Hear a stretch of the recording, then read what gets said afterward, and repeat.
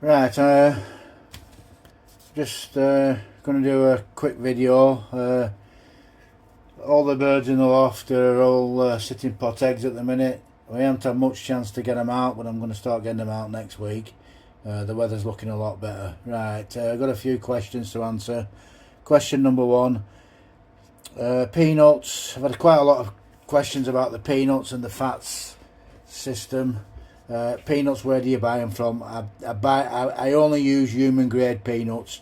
I wouldn't buy them from a pet shop or anywhere like that, corn merchants or anything like that. So I either get them from the supermarket or a health food shop where they're sealed.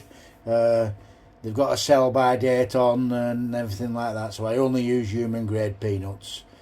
Next question is, do you think Widowhood cocks are equal to roundabout cocks? I think Widowhood cocks are better than roundabout cocks. A lot better, to be honest.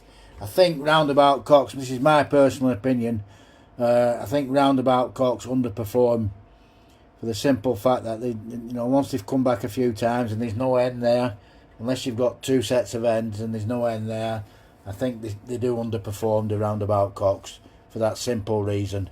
I don't think they're anywhere as good as a Widowhood cock. I don't think anything. A lot of people say hens are better than cocks, but I think I don't think a Widowhood cock that's coming home. I don't mean a roundabout cock. I mean a Widowhood cock that's coming home, and it's got it in its head to come home will beat anything on its day. Next question. You said in an earlier video you're not interested in club racing. Why is this? I fell out with club racing quite a long time ago.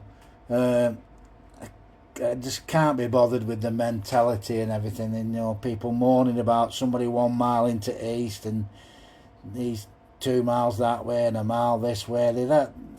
People are that busy looking at what everybody else is doing. They don't know what they're doing themselves. So I'm not really interested in club racing.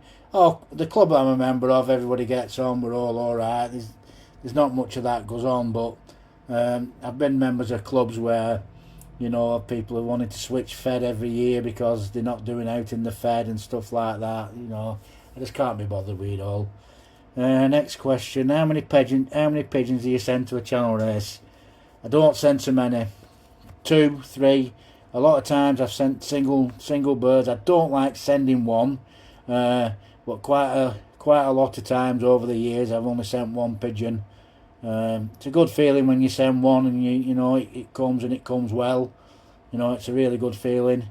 But I don't like sending one. I feel a lot better sat in the garden when I've sent 2. 2 or 3. Next question: how many channel races did your pigeons have? They only have a couple every year. The odd time they have had certain pigeons, I've had 3, but they only have a couple every year. I don't mind jumping pigeons. Over the years I've jumped them from 350 to 850 a couple of times. I don't mind jumping pigeons, so long as they fit and they've been set up for the job. I think they'll do it.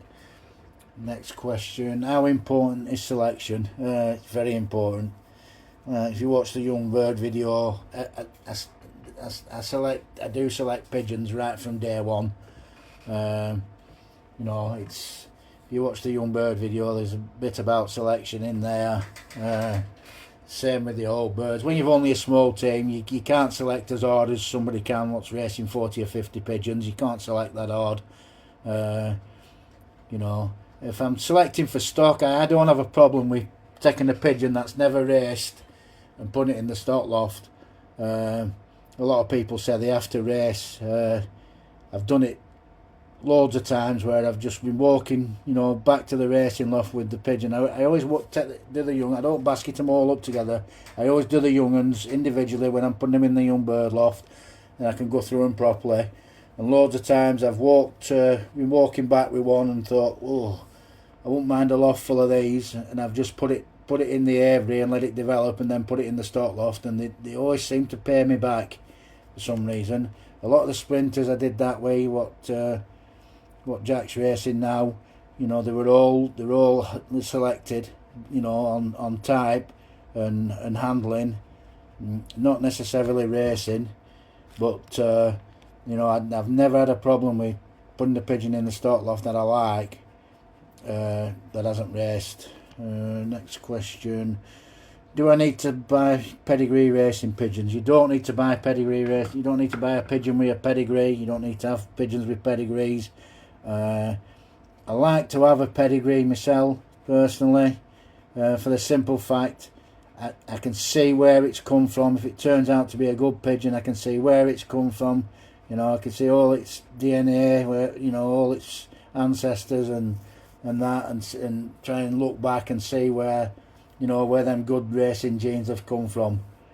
So that's the bit about pedigrees, but you don't need to have, pigeons don't need pedigrees to race. Do you use a whistle for your young birds? I don't use a whistle, but I do whistle every time I'm feeding them young birds from the day that they weaned. I didn't put this in the young bird video actually, and perhaps I should have done. Every time I'm feeding them young birds from the day that they weaned, whether I'm giving them food or I'm giving them the matrix grate or the depattern grate, I'm whistling like a lunatic, to be honest. So for like 15 minutes, 20 minutes while I'm feeding them, I'm whistling all the time, and it drills into them in no time at all. Yeah, I do. So yeah, I do whistle, but I don't actually use a whistle.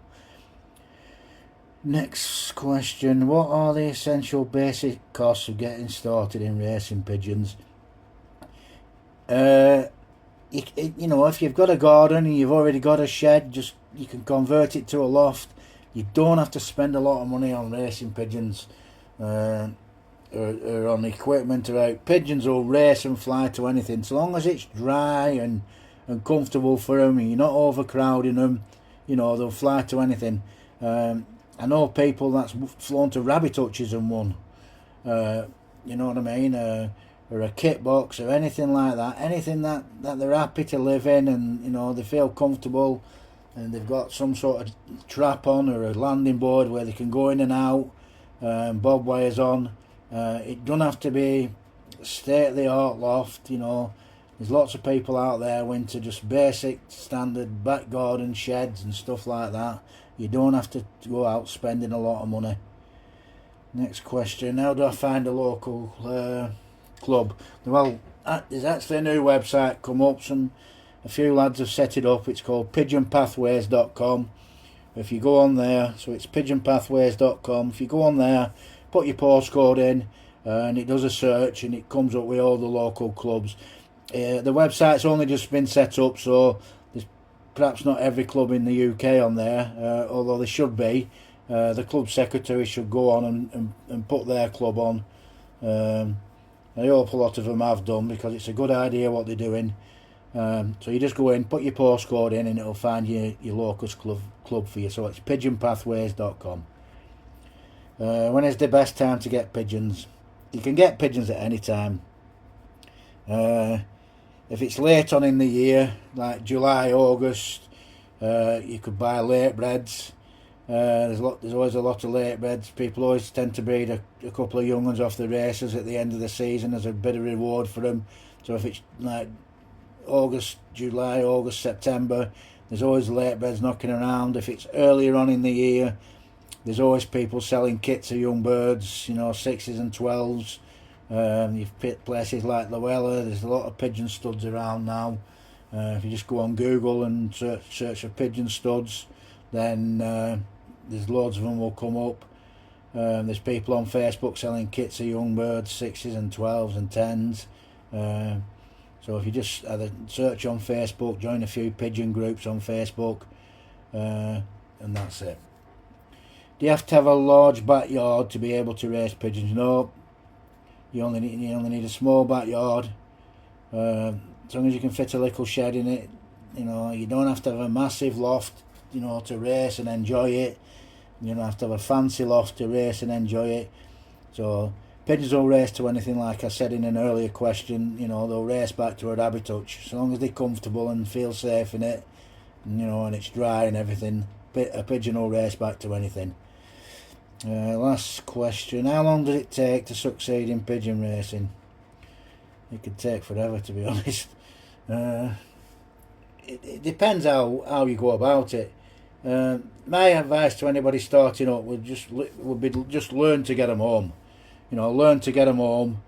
You know, learn how to look after them. Learn how to keep them healthy. Learn how to keep them in good condition. And that's the condition is the main thing. You know, the pigeon has to be in top condition to win. It's like any athlete. It has to be in top condition. But if you do all them things and you keep to a routine, you know, you do the same things every day, you will succeed. You know, it probably won't take you long. You know, as long as you've got the right pigeons and, you know, they're healthy and they're fit, you know, success will come. So that's all the questions answered. Thanks for watching. I'll do another video on the roundabout ends and the roundabout cocks whenever I've split them up.